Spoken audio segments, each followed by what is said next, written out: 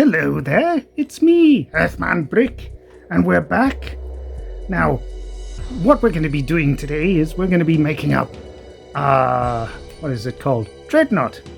Now, we're going to be doing it in a very similar manner to, because it's going to be a Nurgle one, we're going to make it in a similar manner to how we made this Plague Burst crawler tank.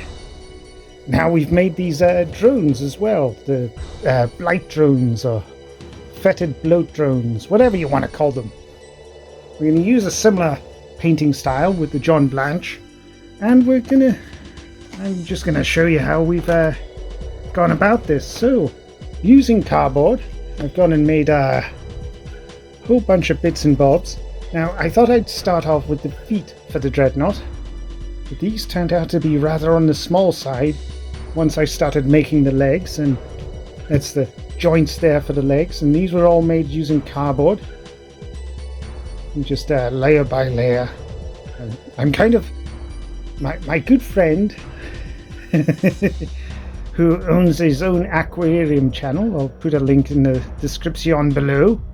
He once accused me of being the scratchbuilding form of a 3D printer, and the way I operate is not entirely wrong, because I just build it up layer by layer by layer of card. And, well, it works for me. So that's the hip joints, the shins. These were going to be the feet, but they were way too small. So what I've done is I made them a lot bigger. A lot bigger. They're like double the size. Because, you know, you don't do it by halves, you do it all out. So I've molded up those pieces because I don't intend to just do one Dreadnaught. No. This is the first of a few. And as a result, we were going to put it on a 60mm base, but because of the bigger feet, we've upgraded to much bigger bases. I think these are 90mm. So I've gone and made these just using cardboard and such. And yes, so he's just going to plonk down on the base, and I'll walk you through how I've gone and made this. So I've made the upper torso part. I'll start with the feet actually. I've used a bit of wire to sort of hold all the bits together, and then thrown in Milliput and hot glue. Hot glue is great for thickening things up, and you know, because it cures really quickly, whereas your Milliput and things takes about 8 hours to cure. So I've used a lot of hot glue for speed. I've also used up our old MDF sprue frames. MDF's just that regular old material, you know, this sort of stuff you use for your MDF kits. And yeah, it's pretty sturdy, pretty ubiquitous for me, because I've gone through that many kits. And so I've just made this whole upper torso section using that. And you can see all the several layers of MDF there, just to bulk that out. And then I've gone over it all with Milliput. I don't have a box on hand, but you know, you'll be familiar with it all by now. And yeah, I've just used old drills and bits and pins, and just throw that on. I'll secure it in place once I've painted it up, because it's easier to get into all these crevices, and also paint these threads. And these are just from, what is it? It's like your little bead kits. You often get little threads with them. And they've got a nice little texture there, so you can see it. And yeah, it looks doesn't look out of place once it's painted. Plus the wires will just naturally hang and go where you want them to. Whereas if you've got like metal wires, what happens is you fold it in a particular position and then it won't leave that position, whereas this will naturally hang and go where you want it to. So I've made these tentacle arm things. So it's a bit like the Hellbrute Dreadnaught.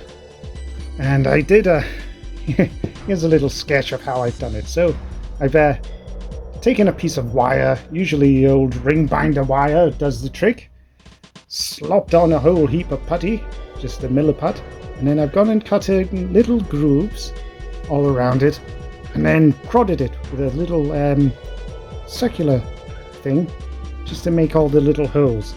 And yes, you can see the kind of result there. Is it perfect? No, but it looks cool enough.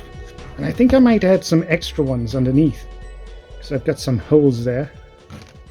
And yeah, because these ones are awfully on the short side, and a couple of extra long ones for gravitas and whatnot. And anyway, I'm gonna go stick this on. Oh, these tubes here for the cannons, that's just straws, and yeah. Anyway, I'm gonna get painting this up. Bye for now. See you again soon. Hello again, and we're back. So, how did we get on? Well, this is our previous ones all here. And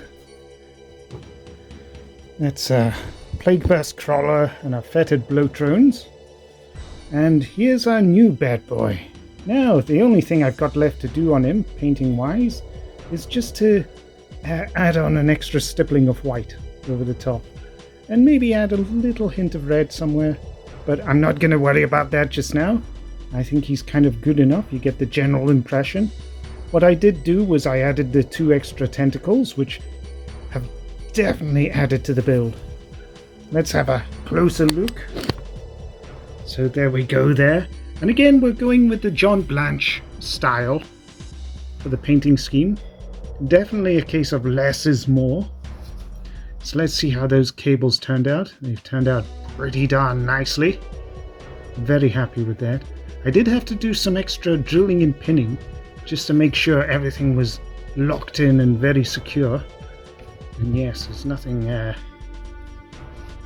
too wary about that. But for a Dreadnaught that's entirely scratch built, I think it's turned out not too shabby. And yes, the sort of little groove there for the face works very nicely. And again, we've not, with a lot of Nurgle, like scratch builds and conversions and whatnot, a lot of people like to do a massive amount of pustules and eyes and lots of fleshy bits, but we've really gone for a less is more approach here, and I think it works. It really does. Gives it its own unique kind of style and aesthetic, and it means that where there are any eyeballs, pustules, or anything like that on any of the other models, they're really going to stand out. But yes, I think this generally works. So, let me know what you think about it in the comment section below. I'm going to finish up painting it, just giving it a one last stipple of white so it matches very much the same kind of aesthetic that we've got going on here, because the white stipple at the end really does bring it all out. But that's all I've got for you today, so thanks again for watching, and bye.